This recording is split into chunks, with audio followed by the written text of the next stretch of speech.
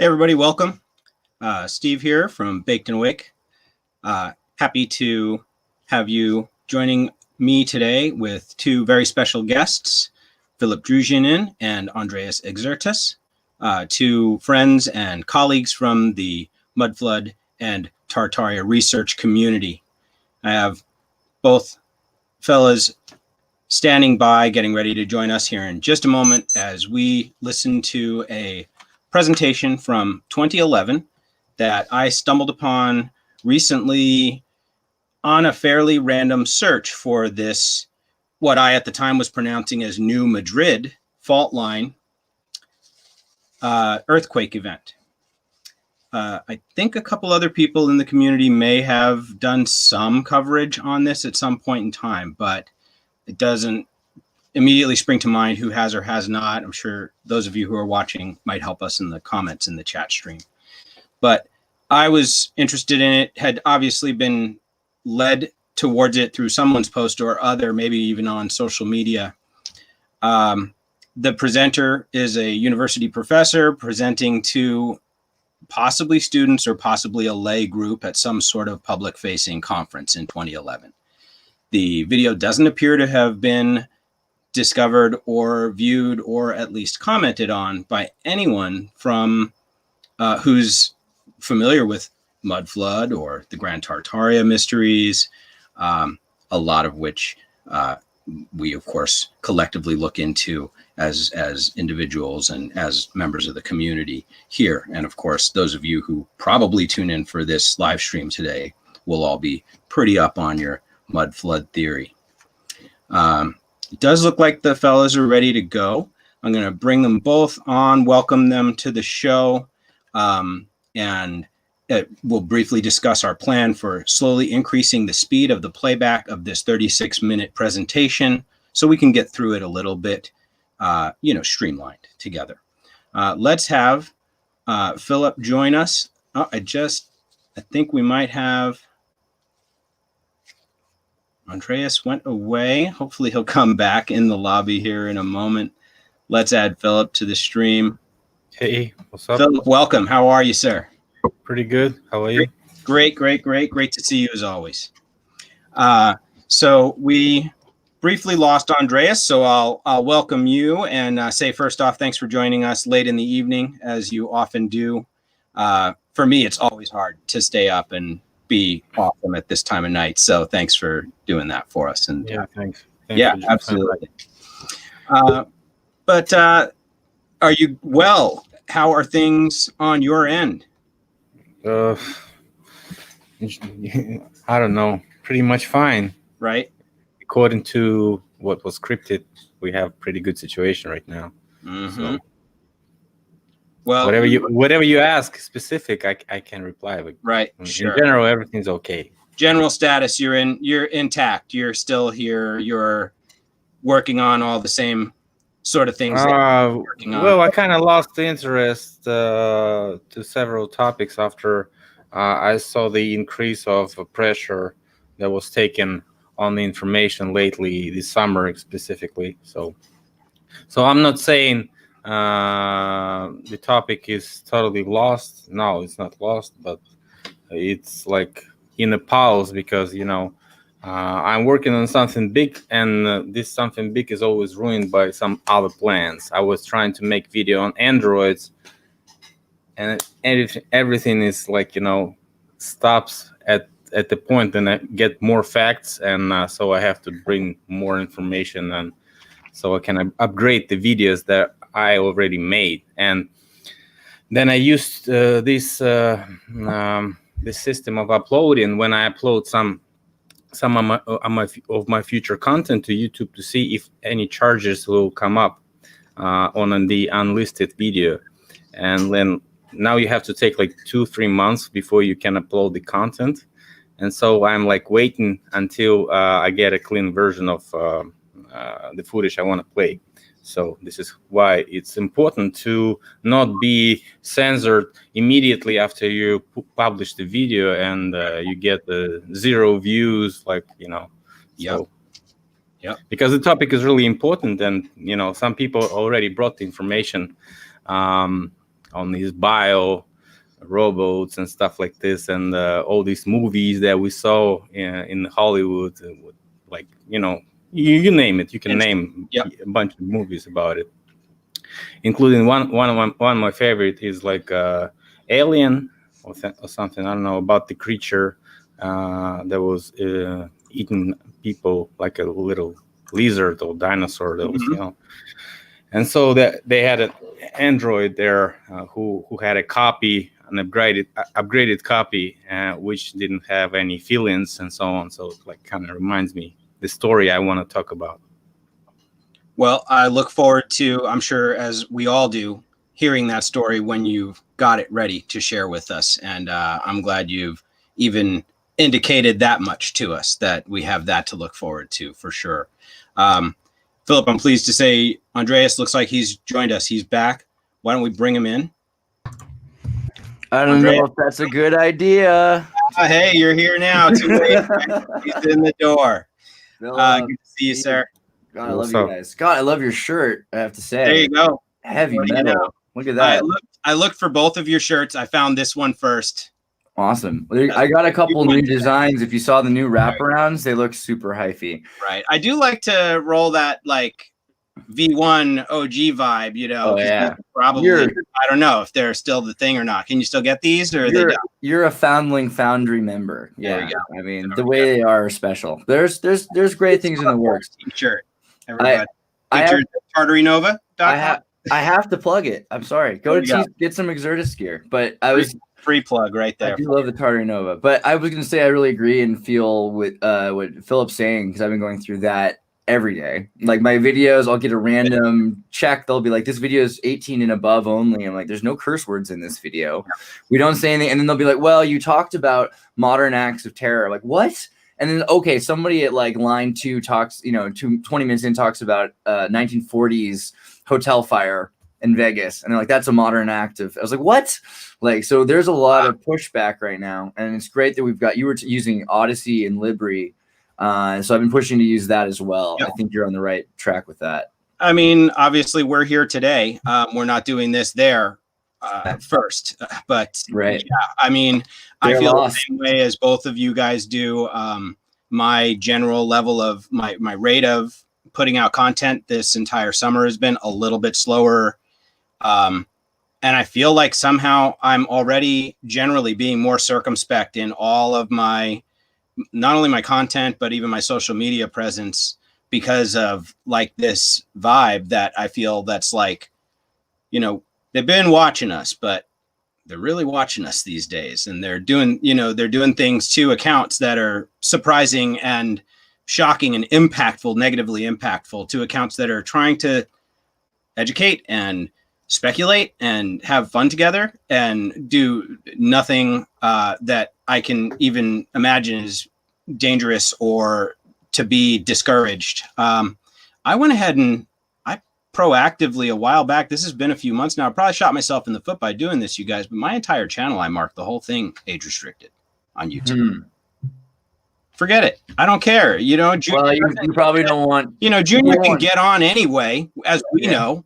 You probably don't want 5-year-old kids necessarily watching Baked and Awake. I get that. Exactly. I try really hard not to curse anywhere. They don't need to get it from me. I try really hard not to curse, so I felt like I tried really hard. It was like so the other day Twitter shut down for like an hour because they had messed up, and Jack Dorsey's indicted for what he did, but they basically shut their whole thing down. Now I almost want to imagine if you constantly are afraid that your account's going to get shut down for some ridiculous reason or other, and all of a sudden you're getting these like terrors from Twitter glitches. I feel like I should sue for emotional distress for just thinking my account was down.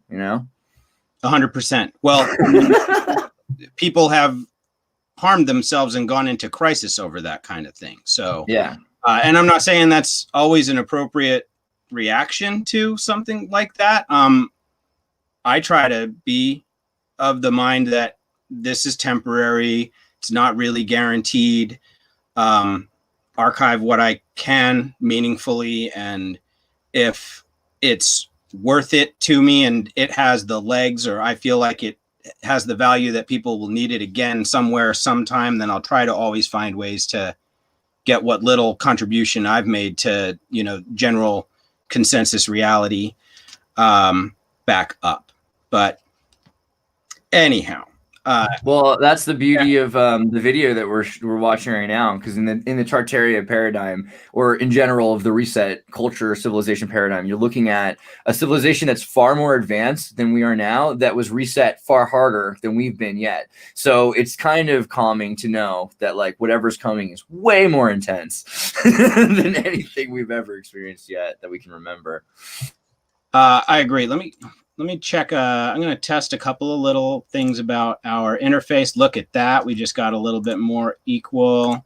We're getting ready to screen share here in just a moment. So guys, I'm sure everybody loves hearing our respective status updates. And again, it's a real pleasure to have both of you on hanging out with me together. That's so rad.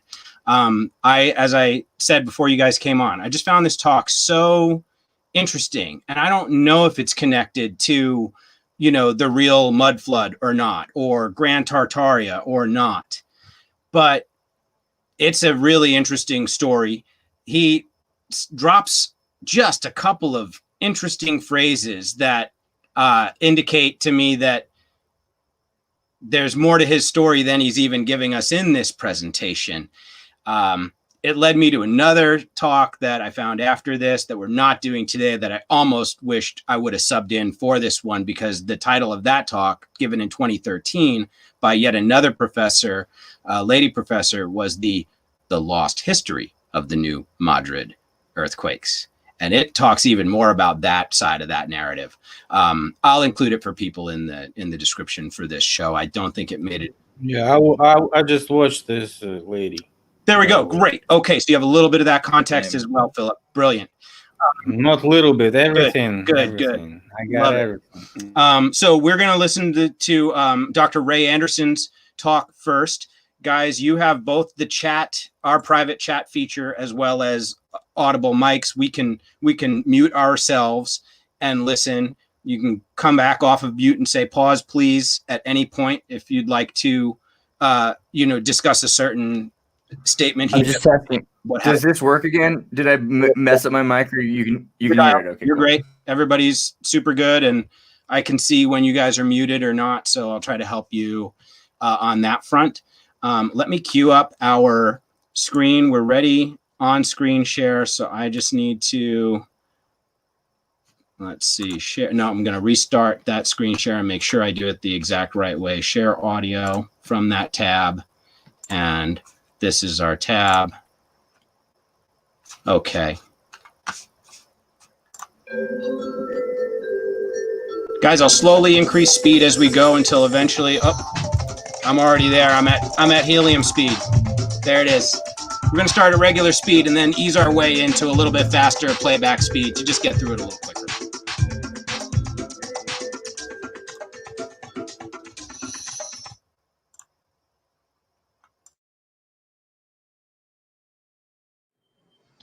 Okay, well, most of the world's earthquakes are along these crustal plates. The Earth, of course, is divided into a whole series of big plates that constitute our crust. All these plates are moving different directions, different speeds. You can tell by the arrows here. And of course, doing that, they're interacting with one another in all sorts of ways.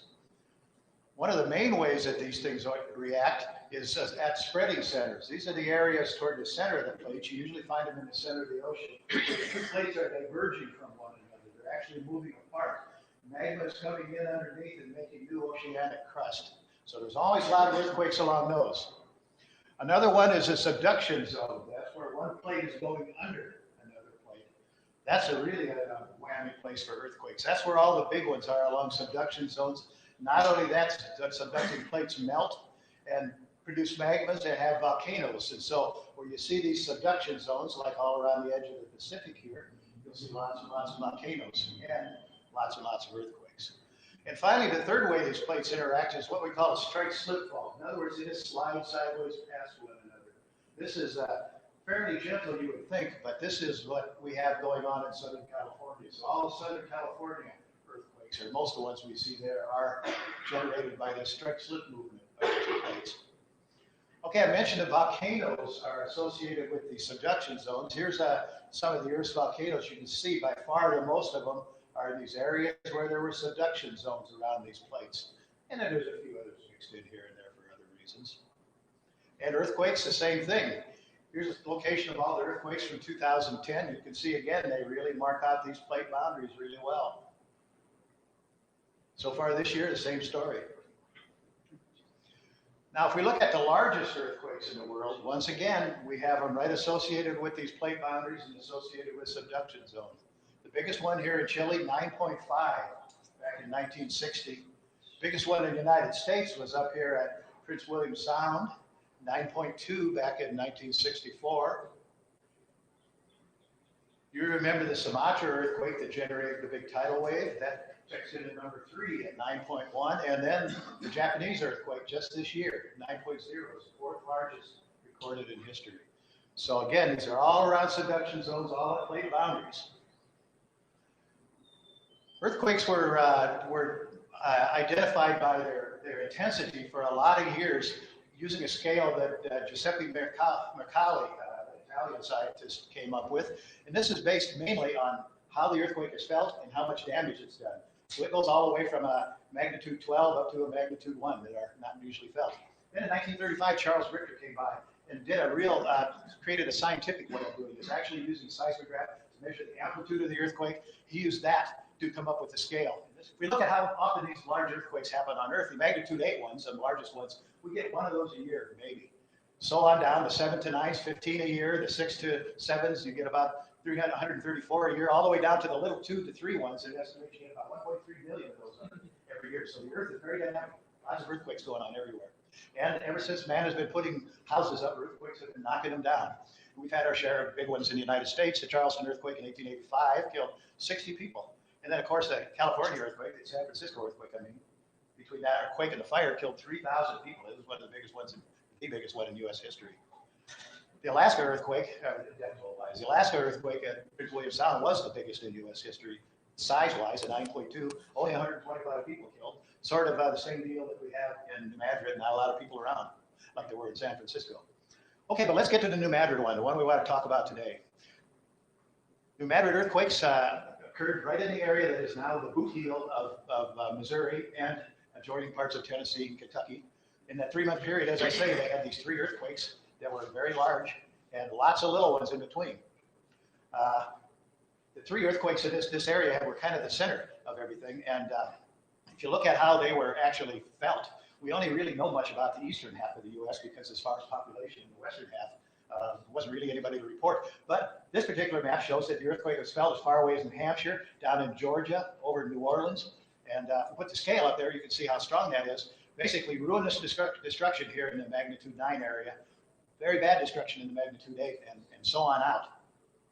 Here's an example of some of the reported effects of that earthquake at distance. Louisville, for instance, this is Louisville right here, I believe, had a number of houses that were destroyed there, and lots of other chimneys and parapets, et cetera, knocked down.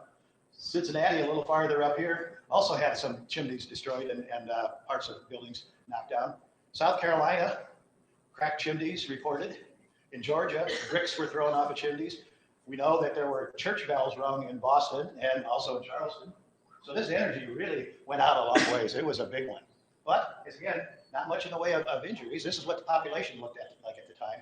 All this area in green here, 2 people per mile or less, and in most cases, less is the operable term. So you can see there wasn't really a lot of people to get injured there. Here's another map that shows some of the report. This was published by a U.S. Geological Survey 100 years after the earthquake in 1912. We can zoom in on that a little bit. These blue dots indicate places where people actually heard a noise of the earthquake. If you can imagine, all the way over to Savannah and Charleston, Washington, D.C. and Baltimore. Holy cow. It was just felt in these other places, Middlebury, Vermont, Boston, etc., New Orleans. Now, most of the actual damage was done in this little area where there's a lot of destruction there and almost total destruction in that purple area. Well, that's a kind of a funny shape. What does that mean? Well, this is an area where there was major liquefaction. This is an area where there's floodplain of the river. There's very loose and poorly consolidated sediments in that area. It's not a good place to be if you're having an earthquake. Just for example, here's Memphis, Tennessee, and they have almost 2,000 feet of unconsolidated material here underneath.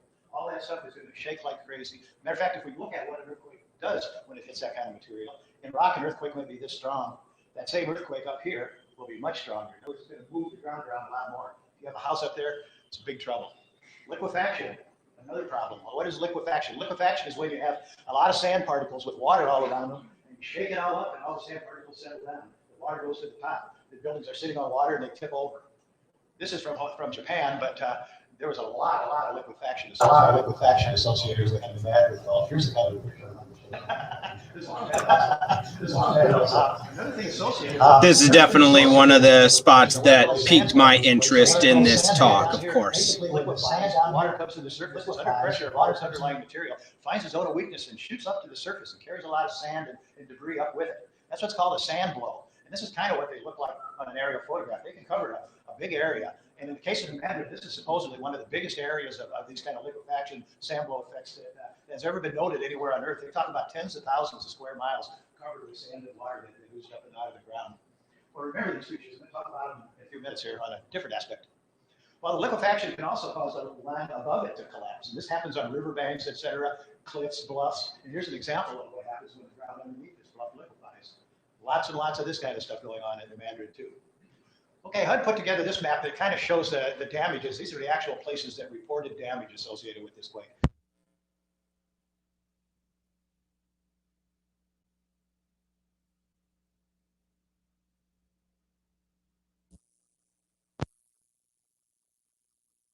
As a matter of fact, if you look at some reports, you see, for instance, people that were living in the uplands here, away from that sort of loose soil, slept right through it in Cincinnati, where other places in Cincinnati are getting their chimneys knocked down. St. Genevieve, which is real close to it, St. Genevieve got moved because they were down in the floodplain. They got flooded out, so everybody packed up and moved up on the hill. And when the earthquake came, it did very little damage there. St. Louis really had a little damage. Again, a lot of St. Louis at the time was up in the hills. Well, we have plenty of reports of really interesting things that happened associated with this. All these little pink guys here, these are reports from eyewitnesses at the time that were there during this. In this case, most of these are from that very first December earthquake. We can look at the fellow down here, Mr. Bradbury, that was down there. I'll let you read this, and I'll just kind of pick out a few things there. He was awakened by this tremendous noise. He was on his boat. The waves started shaking in the boat started bouncing up and down. There was all kinds of loud noises coming off, and then pretty soon the cliffs under the banks of the side of the river began to collapse into the river. And when they were falling, they were kicking up so much water that they were afraid of the boat being capsized by the waves. So that's one experience there. This may be the book you were looking for, I'm not sure. Another one up here in this little town of Little Prairie, just south of New Madrid here. This fellow was talking primarily about the fissures and stuff that opened up. And as the ground rolled like a sea, he said you could see the low spots in between it, and in some cases it would split open and a fissure would drop down. Now, this isn't one of these kind of things that's going to swallow you. They got maybe 12 feet deep or something like that. People crawled out of them, but there were cattle and other things that fell into them that they would have had to get out of there. He also commented on the sand blows, blowing up sand and water 8 to 10 feet above the land surface, and the strong sulfur smell that you get with all the rotting vegetation and everything that was down there. Finally, here's a report from up in New Madrid. This is really pretty interesting. The town of New Madrid, most of it either slumped into the river or sunk down when this earthquake happened. And so he talks about here some of the giant sand blows blowing up. He's out of 10 to 15 feet though. And then he talks about sitting on his horse as the land settled down. There's water slowly came up to his horse. Amazing. Sinking black liquid rising up to the belly of my horse. I think so. But anyway, he talks about all the craters. And everything. He also talks about from this thing. All right, I want to pause him right there. I want to pause him right there briefly, guys, and observe that. So to me, this was really interesting. The descriptions of the event and the liquefaction, and even people's firsthand reports that were written down and spread in the newspapers of the time and kept in the journals, their personal journals. This one report that he just cited with the man on horseback with the earth that sank up to his horse's belly. You know, this is pretty wild to me in Middle America, and it also speaks to, as do the images that he's sharing, to the incredible degree of like reshaping of the entire geography that took place during this period of time. People moved away in the wake of these some 400 or more quakes that happened in the first 2 months of this event, with thousands of smaller ones reported afterwards. So this went on for months afterwards, and people got so scared that it was never going to stop that, towns became ghost towns in some cases. Others, like New Madrid, as we as I shared on a comment or a little banner earlier, this was a former Spanish territory, so named for Madrid, Madrid, Spain. But these folks in this region of North America refer to it as Madrid, which is interesting and quaint to me. It was given to the Spanish by the French. The French were like, okay, technically we're not supposed to have this anymore. Let's figure out, so we'll give it away. But like they were never really that like up that far up. They were more Norman Germanic Spanish and then French. Right. I think that it was French. Yeah, the Spanish had it first, and at the or the French may have given it over to the Spanish for a certain amount of time or lost it to them for a certain amount of time, but right before we got it from Napoleon, the Spanish had ceded it back to the French or given it back to the French. But we did get it in the Louisiana Purchase, of course. So it's just a city. The New Madrid was founded by the Spaniard. It's not like the area was Spanish or something. It was Spanish. Like I don't believe it was Spanish at all. Well, they had a map and they said that we dibs it. We want this, but I don't think they ever got that far. And they were dealing with trackers who had. So Spain gave it back to France in 1800. This is according to the Wikipedia on this is all. But they did have a weird. So the weird thing about it was they were trying to make it a little bit Spanish for a minute in that area. The founder, Bernardo de Galvez of this town, he was appointed to rule Spanish Louisiana, the land west of the Mississippi. He welcomed settlers from the U.S., but required them to become citizens of Spain. In addition, they had to agree to live under the guidance of his appointed impresario, Colonel William Morgan, who wasn't Spanish. He was an American Revolutionary War vet from New Jersey, which, perfect. Of course. So that's a weird, funny little, they tried to create a little Spanish fiefdom there. But obviously there's also, because of the trading that was going on. So what happened was France had lost Haiti and Spain wanted to make a deal with France that would strengthen to get back. Give this Saint-Domingue back. Yep. Yeah. But the thing is, it's so far north and so far west that you have to follow the water lines, and the water lines have changed. And the maps, they say, of course, were inaccurate, but I doubt it. If you look at Jean Cartier, who is from northwest France, helped get that far in, you start seeing the Viking stones that go all the way that far. And again, Madrid's not the south part of Spain. It's the north part of Spain, arguably the center, but it's more north. And the people there are more Saxon, Viking. There are the tall, Germanic-looking Spaniards there. So it does make sense, Yeah, it was just a really weird coincidence to me. I know the timing is every territory that was after maybe 17th century that was assigned to the United States of somehow in the future. Like Louisiana, California, Alaska, every territory has its legend and its questions and the problems in the official explanation. You won't find any territory without, pure, simple explanation with the pure, simple explanation. Every state was purchased or I would say robbed. And then it was kind of rewritten, and it made a story like they purchased something or loaned something. It was just a frontier. They were killing those people who were living, locals. I call them locals.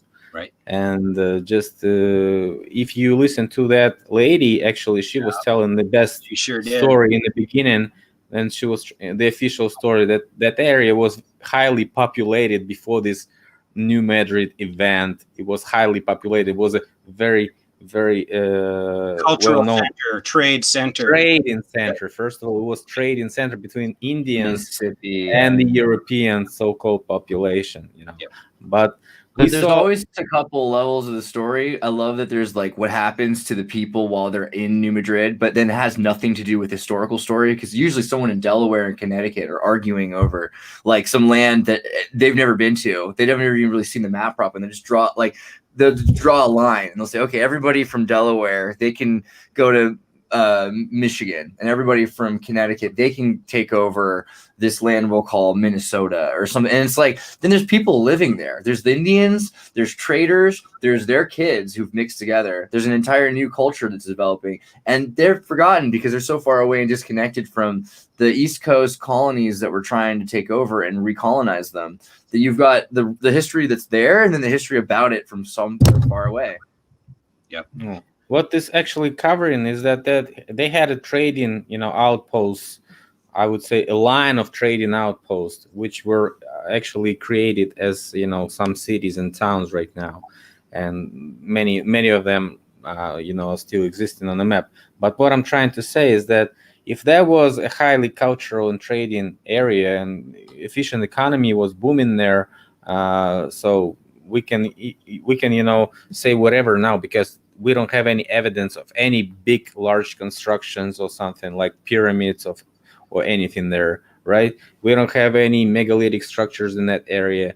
We don't have any red bricks buildings and constructions that were located there and built there before, like, United States period and so on.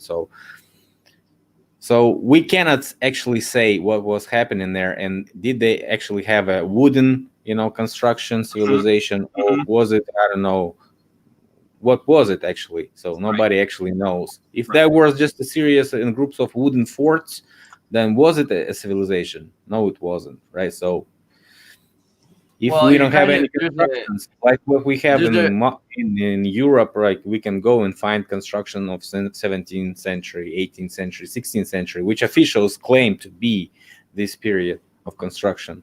And we can find it. And at that area, you won't find anything that is older than 17 something, right?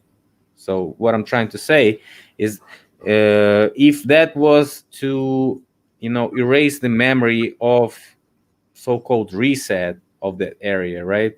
If that was the huge event of the reset, it was a very long one, and it doesn't seem natural as what they claim for me right now.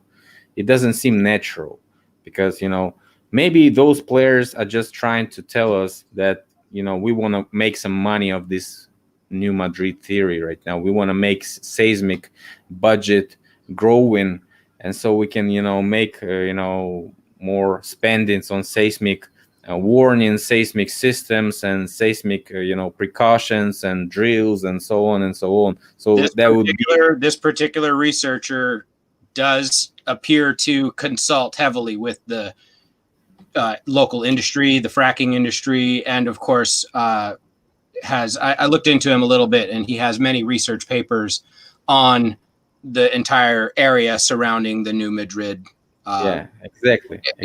Event and fault line, etc. So certainly that is an interesting and helpful perspective to but even the name New Madrid kind of insinuates more than geography that there's architecture. You wouldn't name something New Madrid unless you had found or are planning on building some of the most impressive architecture outside of. I like the coincidence. I don't want to speculate too hard right off the cuff. Why don't we roll back in, let this gentleman continue? But I love these observations, guys. Keep them coming, and everybody keep it going in the chat. Love seeing you all here and appreciate you guys. Let's jump back in for a few. Sweeping the trees together, so the branches actually interlocked, and then when the land straightened up, the trees would break off. So it's been a pretty fascinating thing to see. Now here's the town of Madrid, and right up in that area, there was a lot of other things going on. So I'm gonna blow that area up here and take a look at it. This is where the Real Foot Fault crosses the river right in this area. And this was a fault that was active during the February earthquake. Now what this fault is this is a thrust fault. So in other words, the plate up to the south, this plate down here is sliding up and over the plate to the north. So when this gets moved this way, it basically rises up. So right along this zone, the land lifted up about 30 feet. Well, what do you suppose that do to the river? You got these big bulges, and of course the water's all of a sudden up here, it goes racing back down. And on the way, there were escarpments formed by this, and so there were waterfalls. And we started to see as much as 12 feet waterfalls going down over this side. But right here particularly as the water goes shooting back, this was where the idea that the river actually flowed backwards. Here's what some of that lake looked like. Now these are pictures that were published by this Fuller. And this was, like I said, 100 years back. I just went fast and I'm slowing him down because he's showing great images right here. Not a lot. So you can see what this lake is. These are all forests around by the rising water level there. Here's one of the sand blows that came up through a section that was cut into the ground. These trees got literally tipped over by the earthquake and then started growing upward again. That sand blows phenomenon I need to know more about. Where the land actually went up, and so the swamp drained away. So here was the original swamp level at the time, and now here's the ground level. So you can see that went a couple meters probably up, that land did. Plus, people in as far away as Louisville and Cincinnati felt as many as 2,000 individual quakes in that period of time. Reports said that basically the ground just never stopped shaking for months. So this is really a pretty incredible earthquake. Well, let's talk a little bit about the geology. Why is this an area seismically prone in the first place? Well, it really goes back to a long time ago. It goes back to a thing called a hotspot. A hotspot is something that happens that we really don't know a lot about, but apparently magma from right down at the outer core moves up through the mantle all the way to the surface, and this giant upwelling creates a hotspot at the surface there. There's lots of volcanoes with these hotspots, generally speaking. Hawaii's a hotspot, Noah's a hotspot, Iceland's a hotspot. But one of the things it often does is it bulges up the land. And when this ground bulges up like that, it sort of naturally splits into three splits. It's called a triple junction in geology. Now, if this rifting continues, if this uplifting continues, two of these will connect and actually break open, and this is how oceans are formed. So an ocean would form between those. Well, this is Rodinia. This was a supercontinent 700 million years ago. 700 million years ago. Supercontinent means all the major continental masses are all together in one spot. Well, what happened about that time is it started to break up. And one of the reasons it broke up where this hotspot was wandering across there, breaking things up. So a hotspot appeared there and had a triple junction and then moved over here, created another triple junction, and the ocean rifted off between there and around all these other places. So one of these failed arms, one of the arms that didn't open up, is the real foot rift. So that was the origin of how all of the geology started at this point. But that's really far from the end, because about 300 million years later, continents got back together again to form a supercontinent. What happened there was our northern continent, Eurasia, got smashed into by Gondwanaland, pushed up a bunch of mountains all along the collision course, pushed up a few interior mountains, pushed in some basins, did a lot of geology there. And we ended up with the supercontinent of Pangaea. Here's about where Madrid would have been on that. That's right up in there. Well, of course, in due course, that continent broke up, and during the Cretaceous, shortly after the breakup, another hotspot apparently came by, and domed up right underneath there again. And this time, rather than splitting and forming an ocean, it just eroded very deeply down into that bulge, and that became what we call the Mississippi embayment, and become the Mississippi River Basin. This is what caused most of this flat area through here. Now, this basin has been subsiding ever since the hotspot went away, basically, and filling with sediments. That's how all these loose sediments that do all the damage got in there. We know a lot of this because of things like gravity surveys. This shows the variation of the Earth's gravity in that area. Seismic surveys, where we actually send shock waves into the ground to bounce back and measure what's down there. And we've been able to put together a story like this. This is what it looks like at depth. Go way down to the crystalline rocks in the basement. There's your rift filled with sediments, and there's actually some volcanic rocks that are squirted up in between here. So there's lots of fault zones, lots of zones of weakness in there. And subsequently, lots and lots of earthquakes. Here's a series of charts starting out from 1974 to 75, 76. There's 5 years later, 10 years, 20 years. You can see how these earthquakes build up primarily along these three major trends right here. These are the three fault zones that actually broke loose to cause the earthquake in 1811, 1812. And they're the ones that are still active. We know if we look at faults that are what we call quaternary faults, faults that are formed in the last, say, 3 million years. This is what, from 74 to 76, 74 to 77, 74 to 79, et cetera, 10 years, 20 years. So here's New Madrid now. It's right out in the middle of this plate. We already talked about all of the earthquakes going on around the side of the plate. So why is that area still tectonically active, whether it has a rift or not? Well, one of the things that has come to light relatively recently, kind of an interesting story. About 30 million years ago, this would have been in the Jurassic. the Pacific plate started going under the North American plate. Now, this is a distribution of the plates today. This is what's left of that old Pacific plate, right down there, called the Cocos now, and this little bit up here called Juan de Fuca. Most of the rest of it went underneath, and that's what we call the Farallon Plate. Well, rather than sinking straight into the mantle like these subducting plates usually do, this one, for some reason or other, slid almost parallel to the surface underneath North America. And as it moved along, it pushed up some of these coastal ranges, it pushed up the Rocky Mountains, and it seems to have gone about as far as New Madrid. And we know that from a number of things. We take a map here that shows the thickness of the crust. We see this area here that really corresponds to where this slab is presently at, starting to sink into the ground, right in the middle of the continent.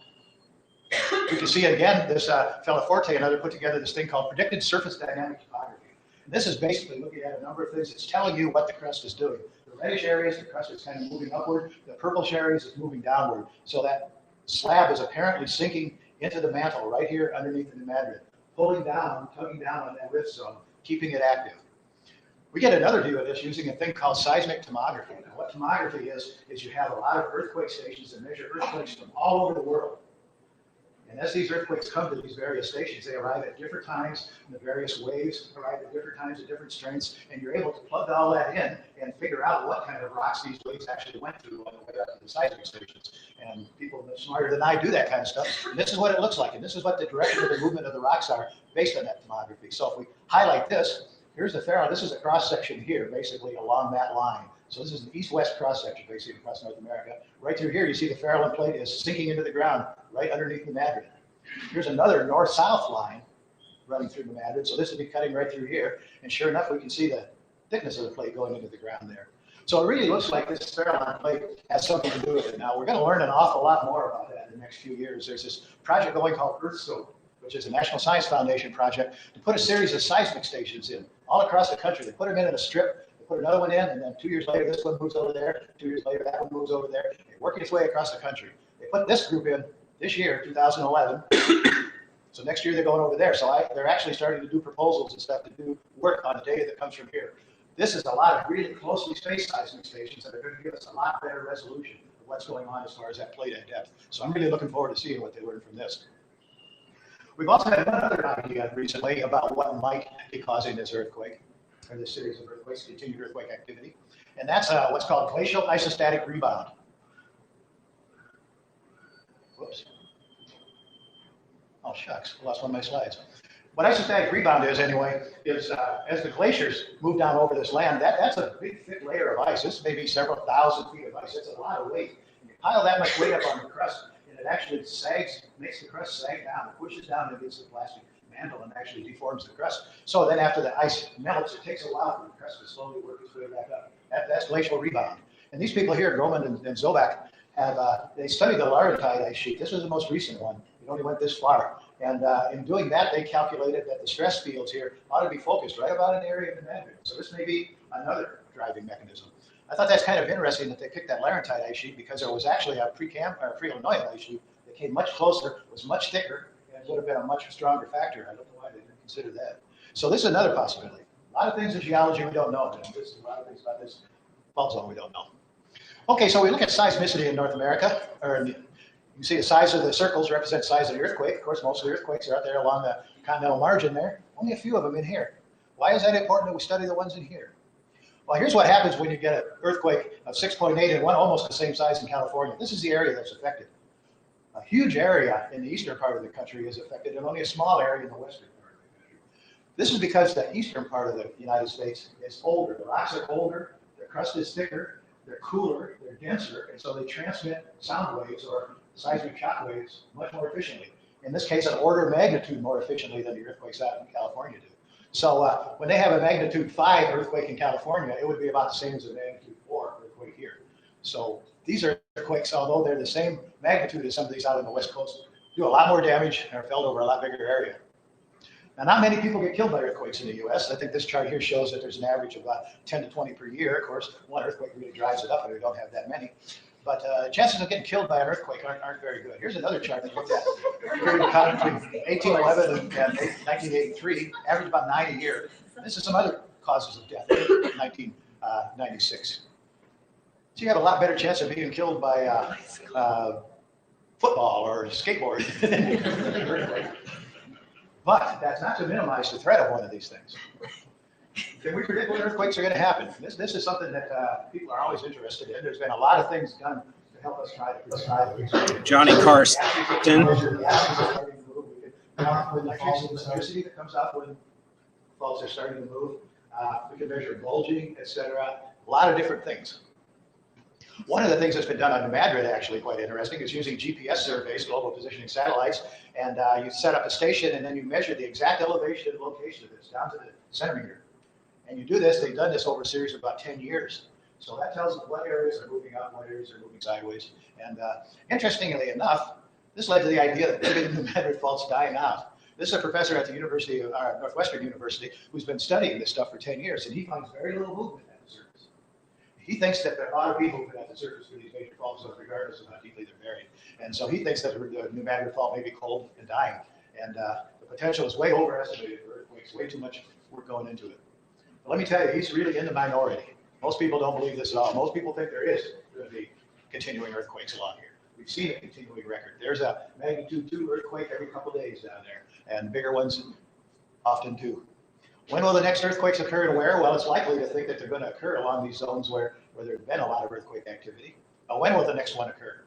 This is what get back to these sand blows. These have given geologists a pretty good idea on when they've occurred in the past. Because what happens when the sand blows up out of the ground like that, it covers up vegetation, and then that vegetation is trapped there. So we can go through, sample that carbon from that vegetation, do carbonation on it, know what day that blew out of there.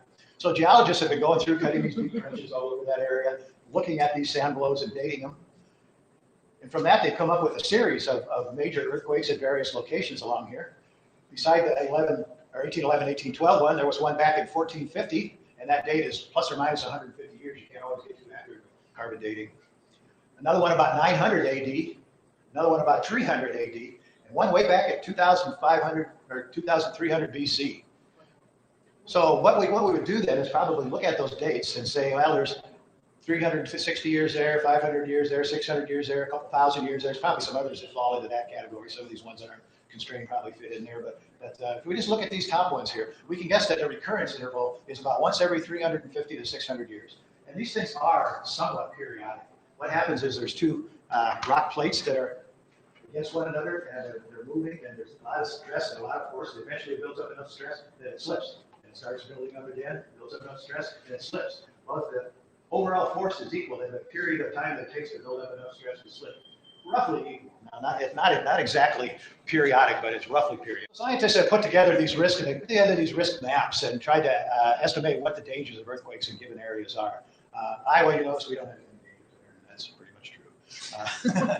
But down here, this is what they call their zone 3 on this map. One of the higher danger areas, the same as the area around San Francisco. Here's another version of doing that. This is what's called a probabilistic hazards map. So that tells you what's the probability that the acceleration due to gravity is going to be exceeded. The acceleration due to gravity. This acceleration due to gravity is going to be 10% of the Earth's gravitational field with a 10% probability in 50 years. These are real hard to interpret for me, but there seems to be what the USGS has picked up on. So here's one of the USGS's new probability maps. So there's a probability that you're going to get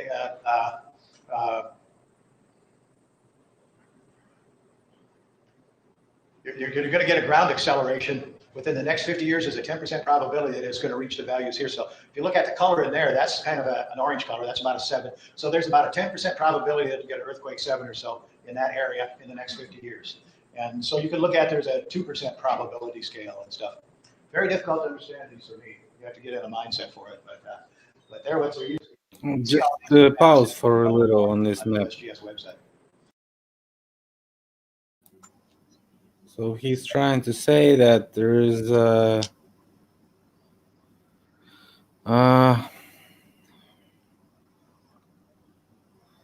probability that it's gonna be hit again in. I think he was referring to like the next 50 years with these. 2%. And then a moment before that, I thought he said 10%. So I don't know. But either way, yeah. Yeah, he's kind of sounding like he's minimizing the risk. It's like when you want a prediction of something, just rewind a year ago, November, December, when I was saying there's going to be big financial reset this year.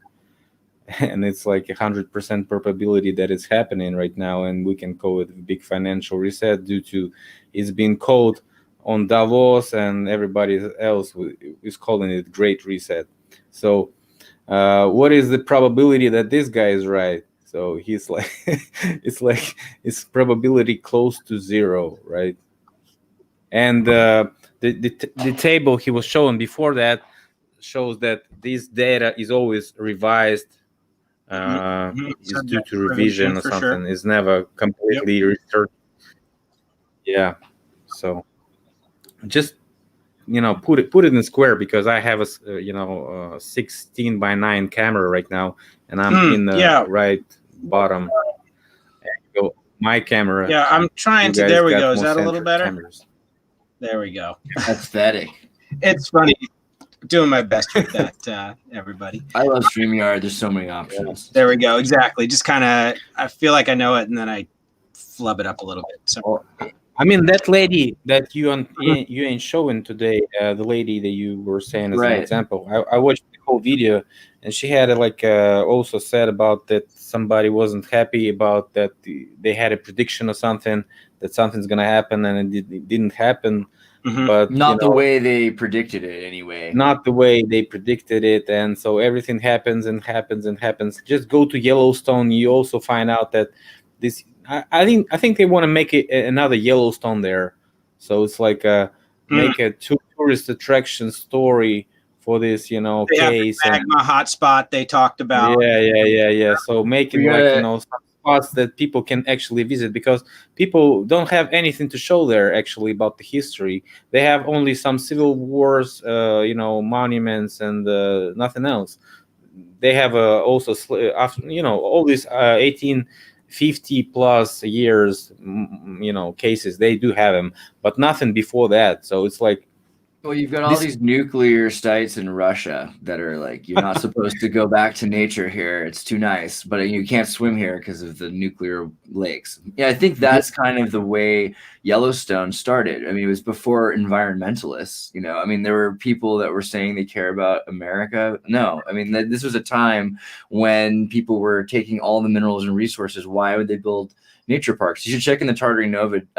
Secretary Tarian Brittany has some pretty interesting information on essentially what they refer to as fairy treaties, but it might be more to do with just protecting places that had been exploded. If there was a giant similar reactor that we talk about in the 1950s in Russia, we had some issues in some place in the 80s similarly, but there's more. Similarly, we could say that this could have been in New Madrid, something in Wyoming, similar. Like, God, we have these volcanic plumes that have literally uranium, and they're able to naturally produce plutonium, which supposedly was supposed to be impossible. It makes more and more sense why they're keeping us out of these places, which might have at one point had great civilization, but we can't see that. All we can see is all of the minerals and ore and evidence that it could be used for that in the future. I mean, I hear you, Philip, when you pointed out earlier that we don't see even ruins of buildings that are recognizable or that fit the Tartaria mudflood themes that many of us have come to associate, not just the red brick, but the different styles of brick and things that and an entire lack of megalithic structures as well. But when we hear a talk like this, and he describes the degree to which in just this one event in 1811 and 1812 and the years subsequent to it, which we would maybe consider a very late after effect or late part of the entire Tartaria mystery timeline, this is something that's happened perhaps regularly in this area. And this part of this continent is particularly soft and mushy and subjected, what I'm trying to say is that we don't have any evidence that something was before that earthquake. This is point number one. Point number two, we don't have any evidence of that event at all. because we don't have only one or two pictures that from the period that is way after the case. Actually, it's like 60s, and these drawings is not even photographs, drawing, like lightning in the sky and all this stuff happening. So if you believe this as an evidence, you might as well suppose that that was a due attack of somebody that was actually trying to scare the people out of this area and perform all those earth shakes. So everybody's just running from there for 30 years. My favorite is they just mined the area, exploded it, and got all the resources and left.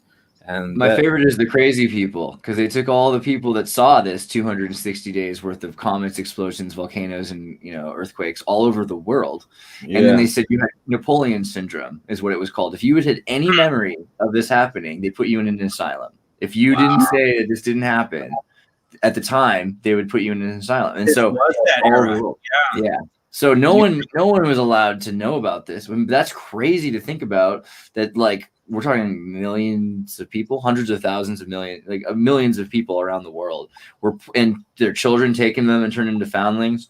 I mean, we know this from all kinds of stories, but this one is because of this 260 days of apocalyptic weather, Yep. People did move out of this part of the country in the months following this, as the quakes didn't subside right away too. So that gives you a nice little exchange of people out and time of quietness, and then a return at a later point to that area by new people in large part. So but great points, Philip, on that. And you make and repopulation also, this agenda repeats there also, because all this mudflood theory that I try to promote is that also says that there was repopulated areas after the reset. So, and I was saying not just mudflood is everybody can claim it to be just a technology. It's not a natural case, but this case is presented as to be a natural case. It is, and as it was a continuous and unexplainable in terms of reality of current seismic mainstream about tectonic plates and so on. And so they have to make up all this stuff like hot spots which are popped up of nowhere, somewhere in the middle of somewhere, and then all this data is not very specific. Nobody can show any seismic graphs because nobody had any devices way back in this period of time. They only started to measure seismic in the late 1800s, right? So, and the first one who started measuring, everything felt like an 8.0 to these people back then. They didn't have measurement. Concerning the liquefaction and all this, all this area is just a huge river basin which was flooded millions of times. Every spring it was flooded. Put your big megalithic structures there, knowing that anyway, right? It wouldn't be wise to build that kind of structure in that geological. But we have the same type of river landscapes in Russia, in Europe, and all those star forts are there, and all those buildings are still there, and nothing happened to them. So in terms of the same type of timeline since the 1800s, nothing happened. Those star forts are still there, even though they destroyed and buried. You can still find them, but you cannot find anything there in this Mississippi, Missouri, New Madrid area. So that's my point. I mean, something is definitely hidden in this term, but all the evidence they try to present us is invalid to do any research except that believe them in the theory that they supposedly and write in their books that been sold to us as new research, new type of hidden lost knowledge research. So I would say it's just a clickbait for the book selling. I keep wondering though, how many of the lies are true now, right? Because my first contingency to start this whole idea of talking about any of these things was that every lie is telling the truth about something by hiding it. And as I start seeing it, it's that's more and more true. But sometimes actually they're not even lying. They're just using words in a way that's wrong. So you don't understand what they're saying. It's like a camouflage. One of the things they did in American schooling was say, oh, the natives didn't have giant buildings because they had certain places they would congregate and meet, but they were nomadically going from zone to zone. If there was a storm or something, they would leave that region for a year and come back, and they would slash and burn a place, and then they would get all the bison and then come back to that place. And this is a very primitive story. It doesn't, so that's the big mutual exclusion between this idea. There's no reason for that. It could be very easily that they had Scythian caravans that were highly sophisticated, that were bringing all sorts of things places, and now we're able to use LiDAR detection to see where great migratory patterns have been. We see more migratory patterns like that would implicate wheels in a place that supposedly they didn't have wheels in the Americas in the central, less of that around Egypt, right, where we're supposed to have 40 years of desert walking in the Bible. So there's more evidence in America for that to exist historically. So it could very well be we had giant caravans that were, like really nice inside, like Genghis Khan's caravans, but with projectors. Who knows, That just gave me a great idea that I'll keep to myself for right now, but that I'll bring back up with. Did you come up with a new Burning Man art car? Is that what you're thinking? No, just a great opportunity to get back together again on the tangent that excellent did me up. So, this gentleman's about to wrap up with this presentation. He's going to finish with these predictions. He's going to finish with predictions of damage in the modern cities in this area. And what year is that video? Sorry, the year the video was 2011. The talk was given in 2011 and the video was taken. This was uploaded to YouTube in 2014. So it's been kicking around on YouTube for a while. He will. Okay, let's see how his predictions. Great. And then he is going to make a brief mention of the conspiracy theorists at the end here as well. He'll take a quick shot at them right before the end. So stay tuned for that. Let's get this screen back up and continue. Well, because there is a real potential danger, there's a lot more people in that area now. If one of these big earthquakes hit, it's going to really be a bad deal. FEMA and the Coast Guard and Corps of Engineers and a bunch of other people pooled their money to put together this big study of that area. They looked at the three basic fault areas, the North Fault, the Real Foot Fault, and the Boudil Fault. And they looked at them individually. If this one went, if this one went, if this one went. Then they looked at all three of them together. If they all three went at once with a magnitude of 7.7, what would the damage be? And this is really pretty interesting. There'd be about $300 billion worth of damage to these 140 counties that are parts of 8 different states in that area. There'd probably be something on the order of about 3,500 fatalities and lots of injuries, probably another 82,000 people injured, maybe almost 2,000 of those with life-threatening injuries. On top of that, you're going to lose 129 hospitals in that area. So there goes 1,600 beds. So you don't have anywhere to put these injured people. Plus, you have all the people that are normally at risk with all their normal medical problems that have to go somewhere. They're going to need hospital care too. You're going to have a lot of buildings collapse. A total of 32,500 buildings in that area are going to collapse. And this tells you by state in that area what percentage of the buildings are going to actually totally collapse and what are just going to be damaged. And of course, there's going to be people buried in those collapses, so you're going to need search and rescue teams. They estimate you'll need about 1,500 search and rescue teams, about 40,000 people to go out and search all of this material to try to see how many survivors they can come up with. And a lot of people are going to be seeking shelters because their houses are going to be destroyed. The first day after that earthquake, there'll be 200,000 people looking for shelter. By day 3, an order of magnitude more, 2 million people looking for shelter. This is a big problem. It's really nice to know that these people are thinking about it. Power outages within that area there, about half the homes are going to lose power. And about an equal number in that area are going to lose their household water supply. Major bridges to transport help into this area. These are major bridges along the Mississippi, Ohio, and the Arkansas here. The red ones indicate ones that will be damaged probably to the point of not being able to use them anymore. So you lose a lot of your transportation network in that area. There's 10 major pipelines that run through there that will all break in a number of places.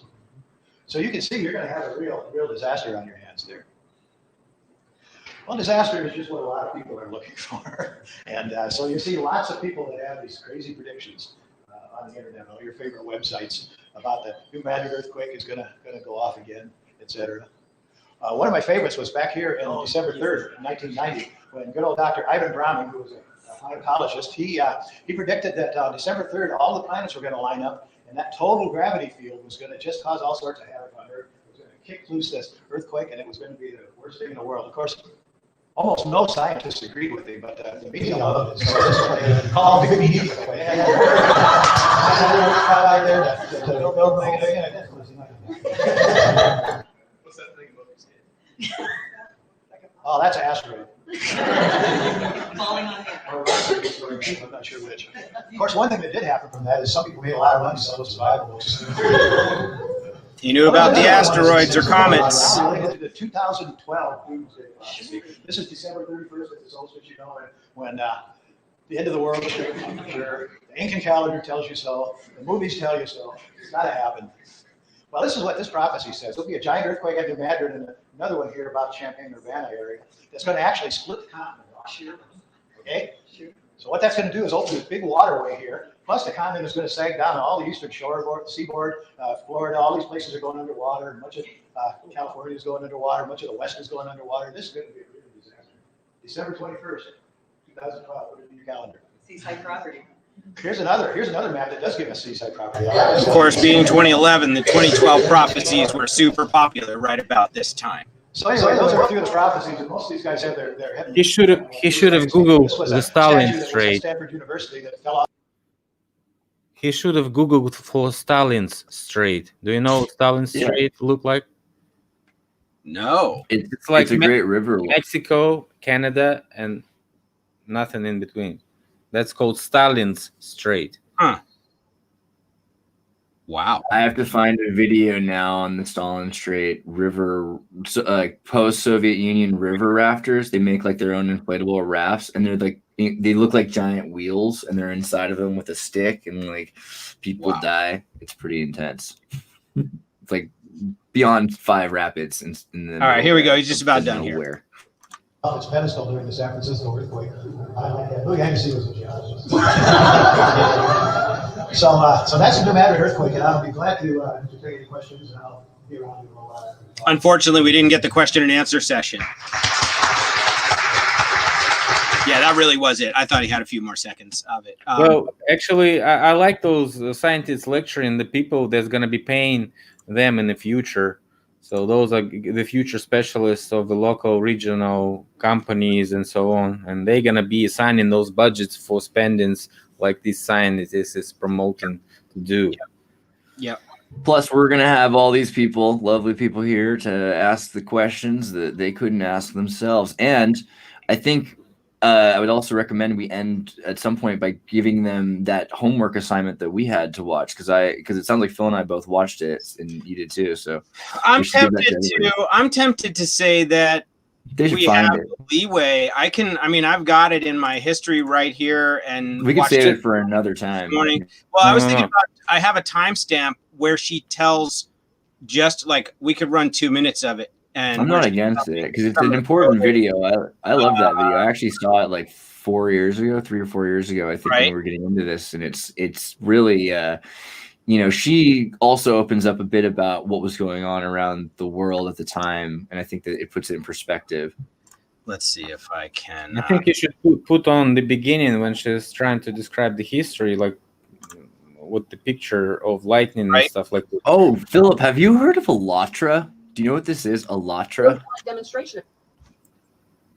All right, I gotta send you this. There's a Russian group that's doing they are sending information. They have like a Tartarian thing, and they're sending information in pyramids they make in Russia across the room to each other, trying to like get a number telepathically to each other. And it's pretty interesting. I'll send you a link about it. Alatra. So I did find it, guys. And what I think, I don't see any reason why not. We've had a good group here with us the whole time. We still have like 16 people hanging with us. This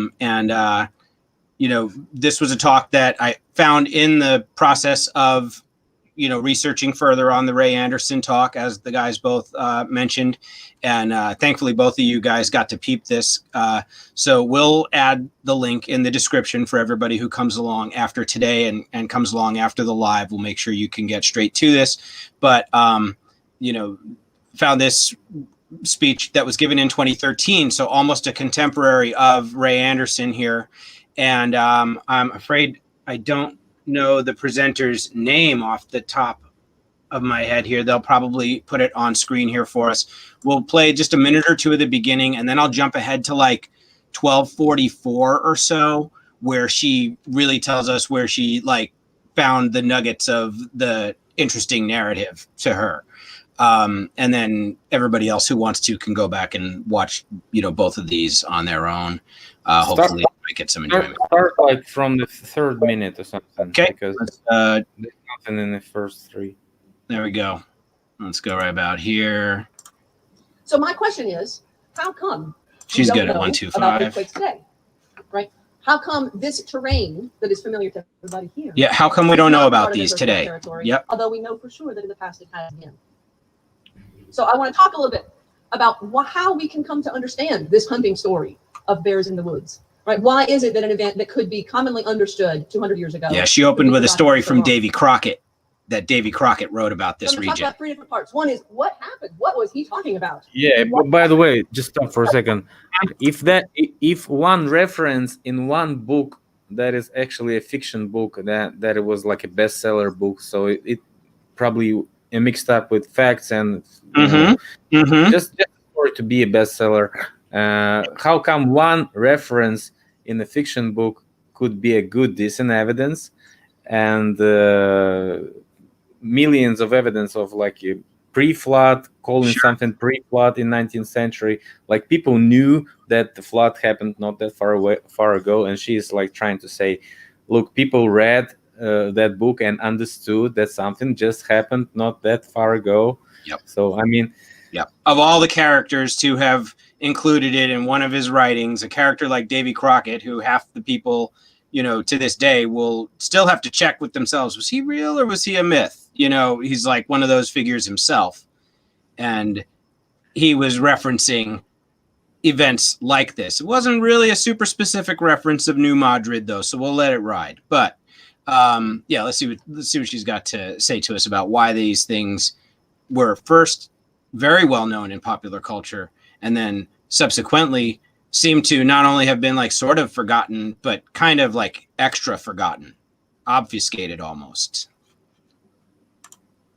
Why have those earthquakes been forgotten? Why is that such surprising news? Why is this one of the few places in the world where the person introducing a topic on this would actually say the name of that town right? Right? Why would that New be? Madrid. You're doing this. I said, well, no, actually, I'm not working on Spain. And then I'm going to end with a few reflections on a topic I think of quite pressing interest in most of us here, which is why do those earthquakes matter today? Oh, and I want to tell you also that this slide may not look very visually impressive because it's a little blurry, but this is evidence of the best single use of research funding in my entire professional career, which was buying a tank of gas for the Piper aircraft that a friend of mine was co-owner of. Right when I was first exploring this project, I said, I need to get a sense of quite literally the lay of the land. And he took me up. So I'm sure you have seen better aerial photographs of the Mississippi Valley, but never any that were quite so much as a personal hoot for me. So first, what happened? Why do these quakes matter in 1811-12? What was going on with them? Right? What are these things that Davy Crockett and others of the early 19th century were writing about and talking about?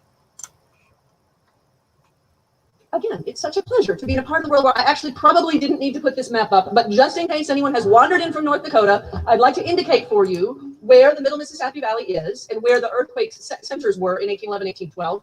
I made this map a long time ago when I was trying to first figure out how to present this kind of material. And my kids were so little that there was a great deal of household disappointment that their mother was not, in fact, writing a history of pirates. But that piratical X indicates roughly the area of the epicenters. And the nice thing about this map, although it was not created for this purpose, is that the colored lines actually do a pretty good job of indicating where the earthquakes were felt and where we have reports of them from. So all up and down the American East Coast, up into Upper Canada, up north of the Great Lakes, and indeed out along the Mississippi, up the Mississippi and along the Missouri River. So these are quakes. So for the purposes of time, I'm gonna try to jump ahead to that part where I think she's gonna get again to a really cool part of her presentation. Everybody who bothered to stay this long, again, thank you guys for being here and staying. And definitely, this is a great follow-up video for you to find and watch if you haven't watched it at all. If you made it this far, you probably like this topic a little bit. So let's see if I remembered my timestamp right. A local mount, because horses from far away would be too disturbed by the continuing tremors. animals that had been born and reared in the Mississippi, in that part of the world, were undisturbed by the continuing tremors. A kind of party trick in that part of the world up through the 1840s was to take a stranger over to a fence post and have him put their hand on the post, because you could often feel a slight tremor in that post that bipedal bodies don't sense as well. So that's what happened. What difference did it make? What'd that do? As people tell me, okay, so a tree falls in a swamp, nobody's there to hear it. What difference does that make?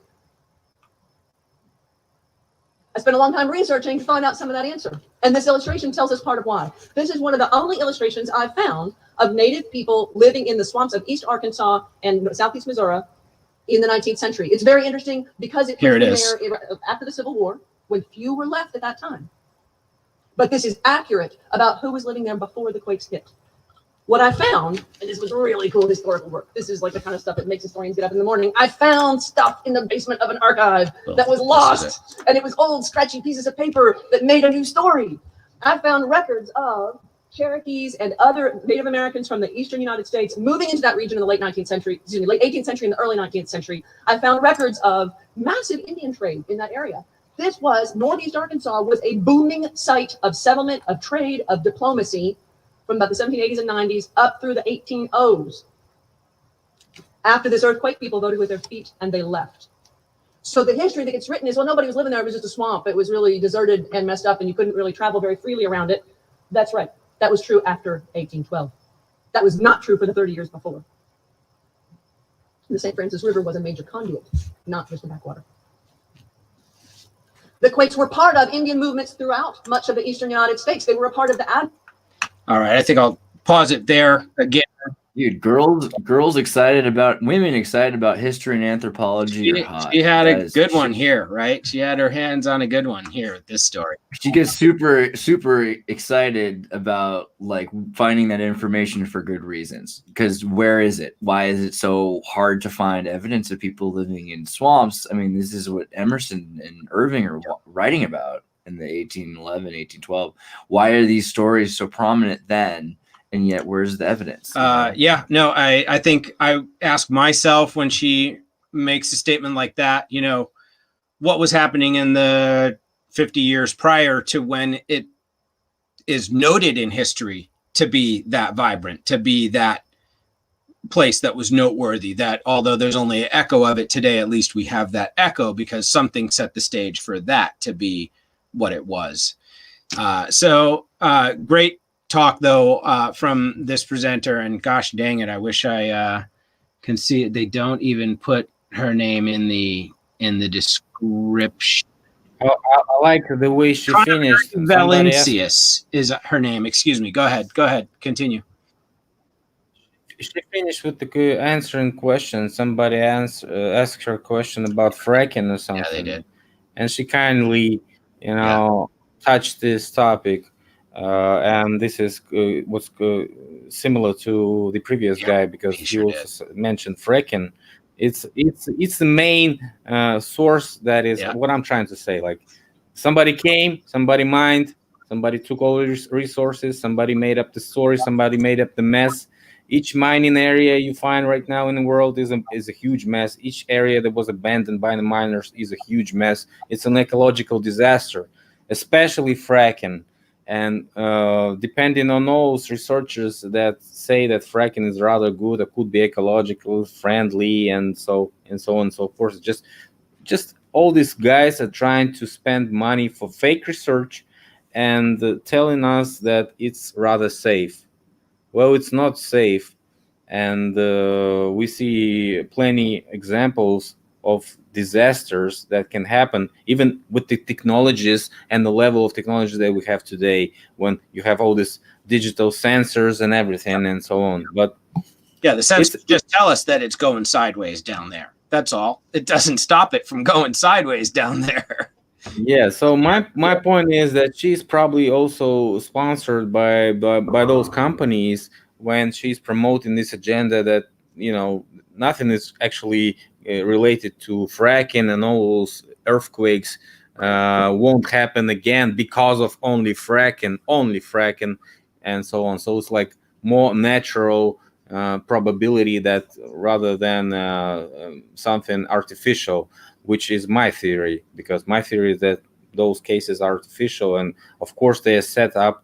And looking at the case with Karabakh that we right now have, remember that it all started back in 1988, and it was like a rather slow conflict. And it's also a very mined area because, you know, a bunch of natural resources in Karabakh, including uranium and so on. And Azerbaijan area is a huge mining area, a bunch of oil there and so on. So a bunch of gas there, and one of the biggest gas pipelines that is passing right through this area.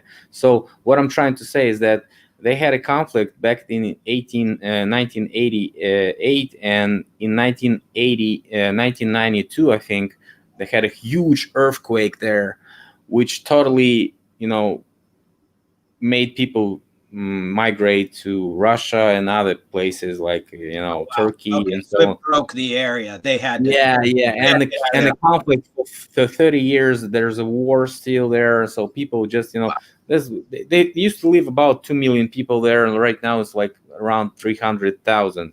So just imagine how many people left. It's like more than half people the foundlings, the whole thing with city. Wow. The whole people, so many people dying also led to their children, or even not, just having their children taken, but like the children who were foundlings trained everywhere to Russia and back, and Canada. Like anywhere you were, they would take them during, because this was happening everywhere. This wasn't just New Madrid. This is, you know, Venezuela and Moscow are having things at the exact same time. So the children are then sent to a lot of the time sterile survivors. And there's so many people at this time who can't have kids, which is also a really weird, you know, kind of that nuclear coincidence that they have these stories. And then they have fertility was a problem at times. Pretty weird, right? Yeah. Right after that, and then they give them the other kids, and then those kids mortality foundlings.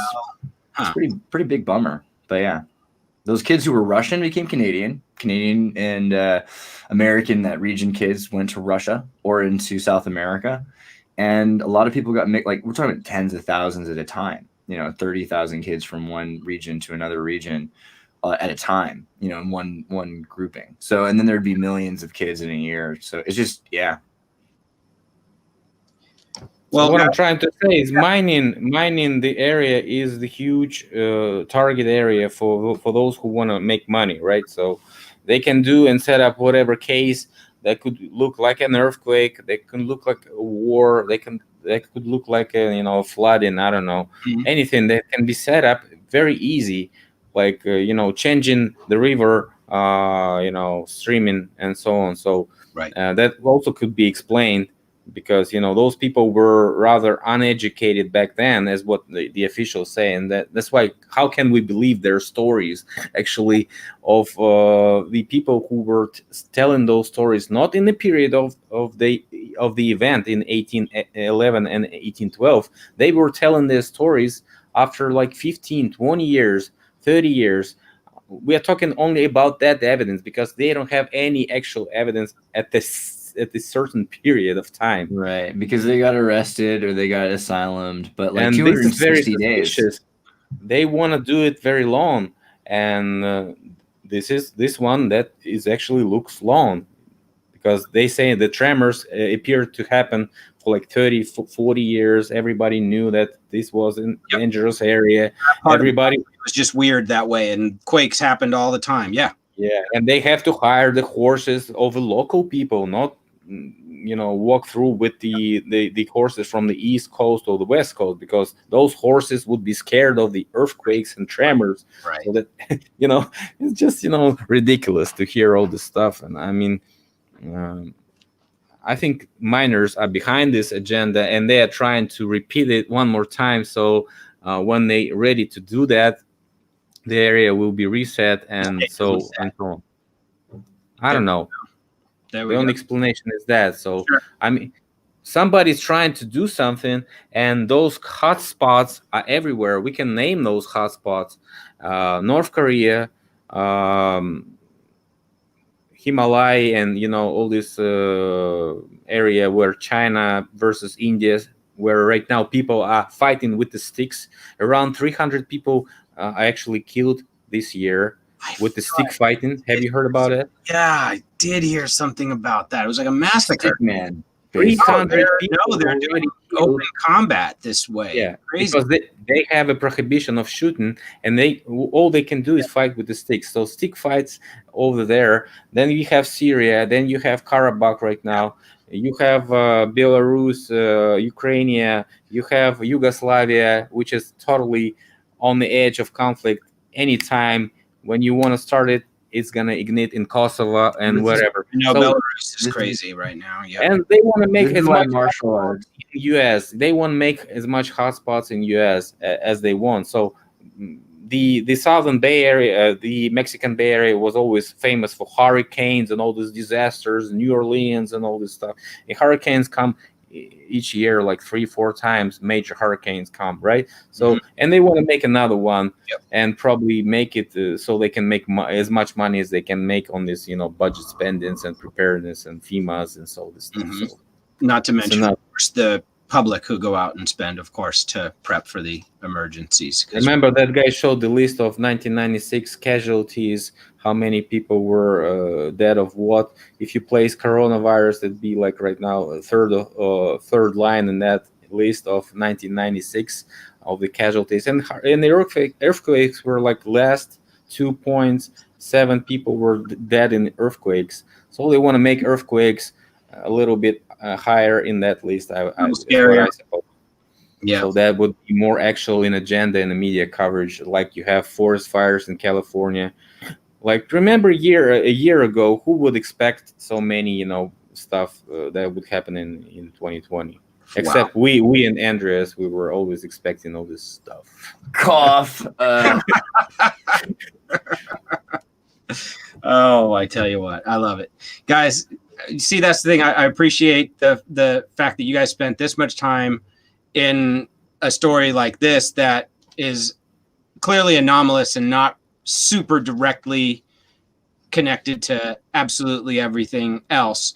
But what Andreas is great for is picking up on that meta level that I also inhabit, which is like these things do seem to occur, both natural and seemingly unnatural at times, and similar transformations occur in the land and the people in the areas each generation. And it's just so interesting and challenging to be able to hold on to that real history and parse what we're left with today, because we see narrative shaping happening almost from the time of the event that becomes, handed down as lore and then becomes history book facts and is talked about by professors in front of, academically friendly audiences, and is used as support for entire industries,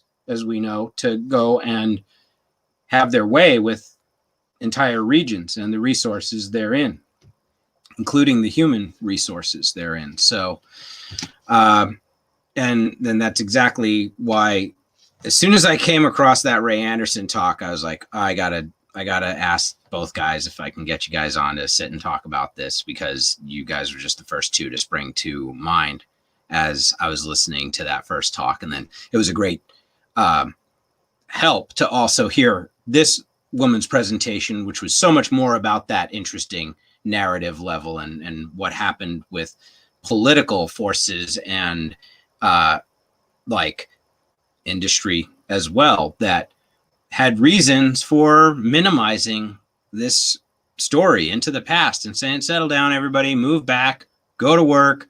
We're building factories, industry's coming back, everything's going to be fine. So, well, I would also add, just because on the level of where Missouri is in America, it's south of Iowa, south of Minnesota, and so I'm in Minnesota now. Like the water works that go down that direction, if you see all the way up that way, all of the things where there's a place called Alexandria near here that has there's Paul Bunyan land, but Paul Bunyan land is a place where they had giants as a story that the Indians believed in, and so they've and the French had their interaction with them, and it became Paul Bunyan. And you have like this giant rune stone, but the rune stone is like they say it's fake, but you go look at it, it's like it's not, and it has a story of like we came along the river line to follow the old trade route, but then these people attacked us because they had we hadn't been here in like centuries. We just found this old route, so we had to leave essentially, and like we lost several men, buried them here, put up the stone, and left. And for lots of reasons, they've kind of kept the Alexandria runestone kind of secret. I mean, Terry Gilliam is from Minnesota, the guy from Monty Python. Sure, so that's how I found out about it. Yep. So he believes in it. So I was like, all right, I'll give it a shot. I think there's a lot of evidence in this area for that Scythian Tartarian idea of a trade network, where there are regions that people come together as at gathering points the longest day of the year or in that time frame. But those being seasonal and yeah, because people that are nomadic have to follow with and they're all kind of nomadic. You've got people that are in that area, but they're still moving from area to area, in the Midwest. And then you have people that are just literally following the endless summer route of trading with them back and forth, because you've got this equatorial trade system. So I think that there's plenty of evidence that the water lines made that possible, because without them, you couldn't have done it the same way. And, we talk often about fuel and everything, but it's like really wind sailing is super fast. And the kinds of boats that they had, I mean, it's evidenced by the fact that the kinds of boats that they have, the kinds of roofs that they have are like flipped boats. And the boats are the same boats that they have in the Viking lands, or the same boats they have in Eritrea on the east side of Africa. So that's like, gives you an idea that they either had to go and could go around, or they could go through the thinnest water lines of the Nile. So these boats were able to deal with Mississippi line and everywhere to Missouri. And so the question is, how could you do it? How could you go that far south? But the thing is, you could. The boats were able to handle thin waters, and clearly the Indians were doing it. Yep. And the French were reestablishing these trade lines, and they've evidence that they did it because they were the Norman French.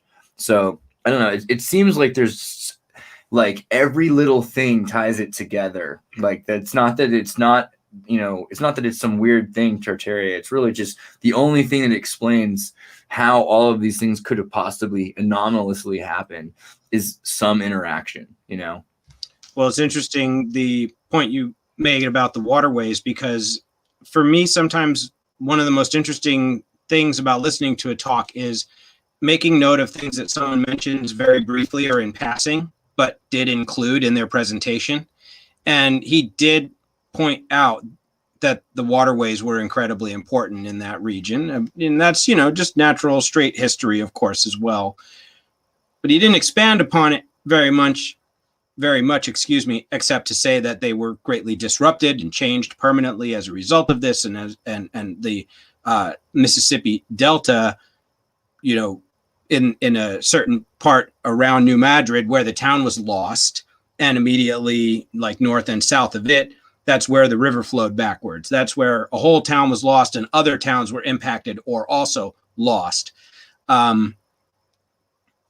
So it was mentioned like two sentences. They give you this terrible devastation story, though, that kind of infers that there was a lot going on right before it, which is, I think Philip was bringing up. It's like, how do you have that much devastation unless there was a lot going on? Yep. And also, they believe this story just with no evidence. Davy Crockett's but don't believe the mud flood. Exactly. They don't believe the mud flood, and they prefer to go with the horse crap, explanation and basement explanation. Then, but dude, we need at the same own, time they believe in this. We need a Tartarian holiday. Without any, we should come up with like a thing, like like it should have candles and presents, and it just it's time. Well, I don't know. Yeah, and what about cotton? What about cotton, guys?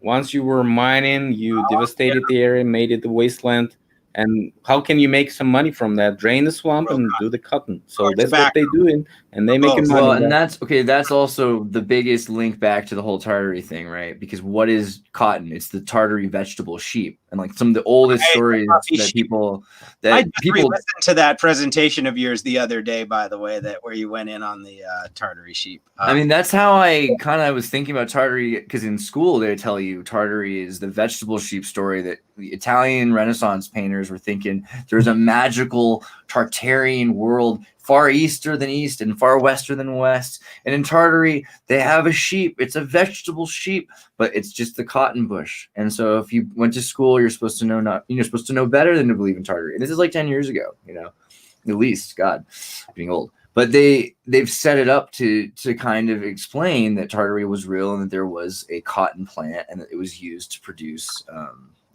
and cotton is anomalous. Like you look at the genetic sequence of cotton, you can go off on how it's like how do these things exist in nature? But cotton's pretty strange, There's our Tartary sheep.